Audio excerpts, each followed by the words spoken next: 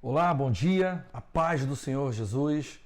Bem-vindo ao nosso canal. Eu sou o evangelista Sandro Monteiro, e quero compartilhar com você neste dia uma palavra de Deus. E também te lembrar e te fazer um pedido. Se inscreva no nosso canal, compartilhe, se você for abençoado por esta palavra, compartilhe e aperte lá o sininho para que quando nós lançarmos um outro vídeo, o YouTube possa te lembrar e você ser abençoado com a palavra de Deus.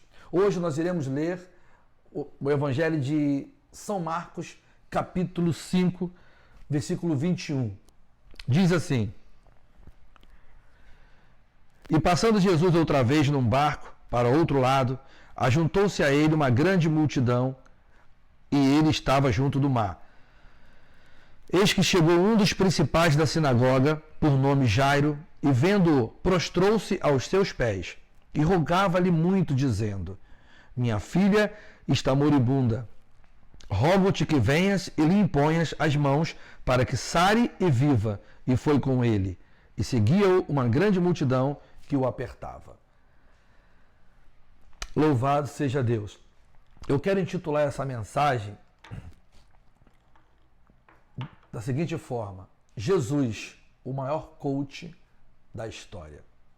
Estamos vivendo um momento em que muito se fala de coach, muito se recorre aos coaches, e não está errado recorrer a conhecimento. Não está errado querermos aprender cada vez mais. Claro, estamos certos em fazer isso. Mas o que eu quero aqui, neste momento, elucidar para vocês que a palavra de Deus, ela é a fonte do maior conhecimento que podemos ter. Não é claro deixarmos de lado os livros que podemos ler, além da Bíblia, que nos traz também conhecimento. Mas a palavra de Deus é a fonte poderosa e inesgotável de conhecimento para nós que cremos em Deus. Aqui, nesse contexto, Jairo, chefe das sinagogas, o homem que organizava os cultos, ele preparava tudo, ele era responsável pelo acontecimento do culto. E, por ser chefe da sinagoga, é claro que ele tinha resistência aos ensinamentos de Jesus. Porque os judeus, principalmente aqueles que frequentavam as sinagogas, naquela época, não acreditavam muito em Jesus. Mas Jairo tinha um problema muito sério em sua casa. A sua filha estava doente e, como um homem influente que era, acredito eu e quero acreditar, que antes dele ir até Jesus, talvez ele tenha esgotado todos os seus recursos para tentar curar sua filha, contratando os melhores médicos da época, fazendo tudo aquilo que os médicos haviam mandado para que a sua filha fosse curada. A verdade é, nada que ele possa ter tentado fazer pela tua filha, ele obteve sucesso. Não foi suficiente. E ele estava em desespero. E nesse momento, ele chega até Jesus, reconhece, mesmo sendo chefe da sinagoga, ele reconhece a soberania de Jesus e chega até Jesus, se prostra diante de Jesus e roga a Jesus: por favor, venha até a minha casa para que imponha as mãos sobre a minha filha e ela sare e viva. Ele não vem até Jesus, naquele momento Jairo não vai até Jesus como mais uma opção que ele iria tentar para a sua filha. Não.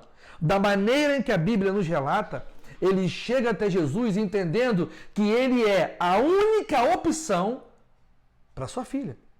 Ele não entende Jesus como mais uma opção. Vou tentar e vamos ver o que vai dar. Não. Ele chega com certeza de fé, ele chega com convicção, ele deixa de lado tudo aquilo que ele havia aprendido, ele deixa de lado seus amigos que eram contra os ensinamentos de Jesus, ele deixa de lado a sua posição que talvez o impedisse de chegar até Jesus e se prostrar diante de Jesus. Afinal, ele era um judeu e um judeu não se prostrava diante de um homem.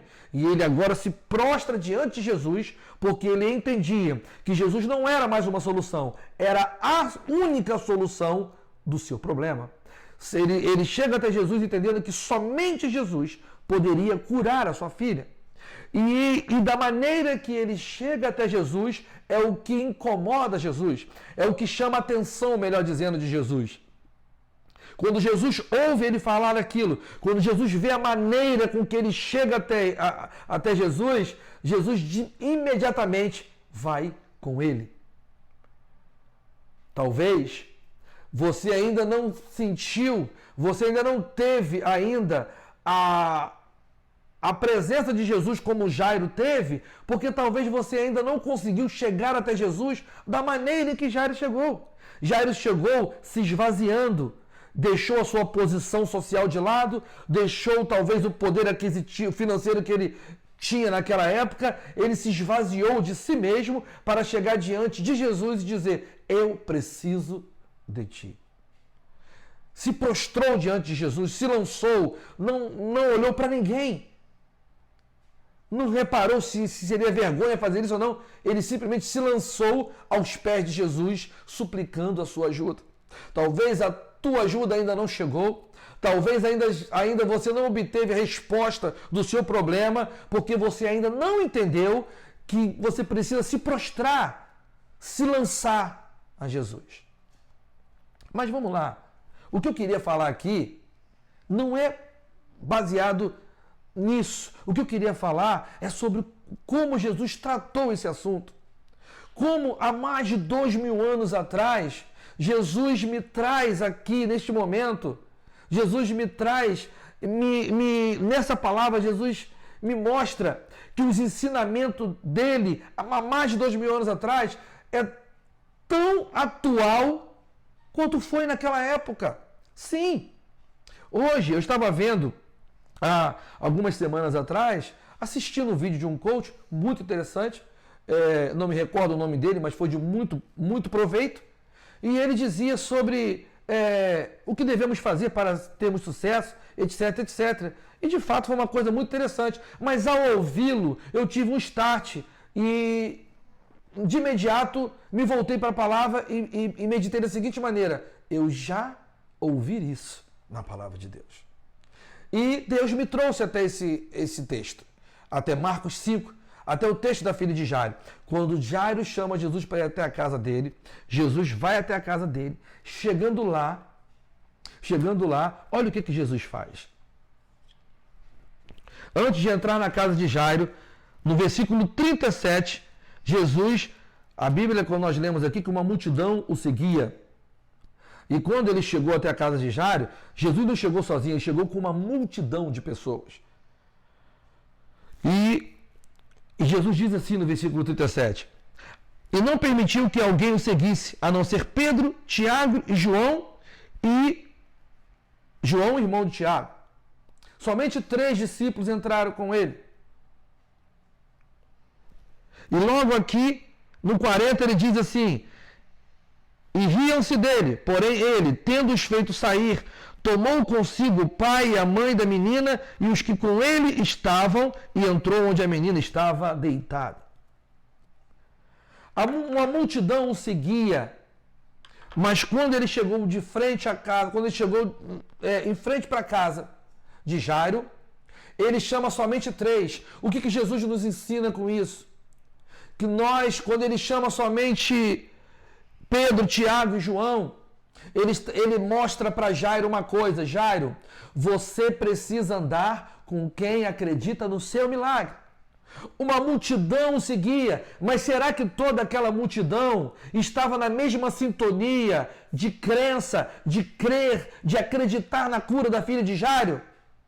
Jesus então começa aqui a mostrar para Jairo: Jairo, Estou indo lá, estamos aqui, melhor dizendo, mas quero te dar o primeiro ensinamento. Você precisa andar com quem acredita no seu milagre. Quando Jesus seleciona essas 3 pessoas, ele diz para Jairo, você também precisa selecionar as pessoas certas para estar com você e com sua família. Nem todo mundo que está ao teu lado torce pelo teu sucesso. Nem todo mundo que come, ri, brinca com você quer o seu bem. Você precisa aprender a selecionar as pessoas que acreditam de verdade em você. E Jesus segue, e ao entrar na casa, lá na casa tinha os pranteadores, era uma profissão, as pessoas eram pagas para chorar nos velórios. E Jesus tira todo mundo daquele lugar, daquela casa, porque eles não tinham nada a ver com o interesse da família. E muito menos com a menina que havia morrido. E quando Jesus tira todo mundo, ele chama o pai e a mãe e os 3 que ele havia chamado anteriormente. O que nós aprendemos com isso? Quando eles diziam, tendo-os feito sair, tomou consigo o pai e a mãe da menina e os que com ele estavam, e entrou onde a menina estava deitada. Mais uma coisa eu aprendo com o maior coach da história.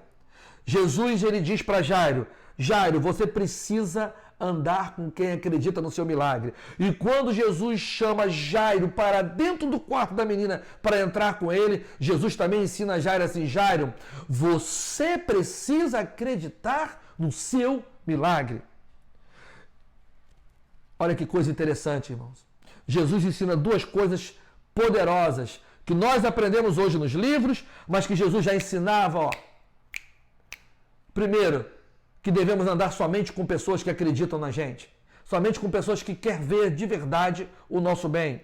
E segundo, nós temos que acreditar no nosso milagre. Você precisa acreditar no seu milagre.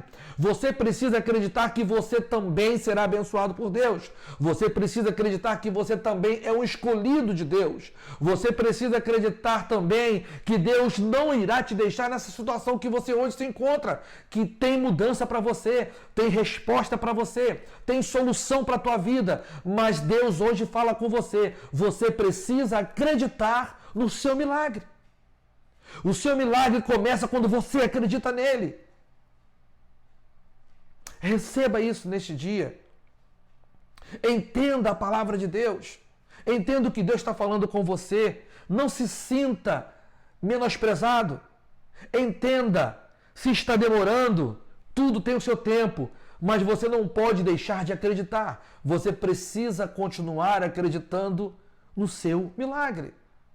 Jesus, o maior coach da história.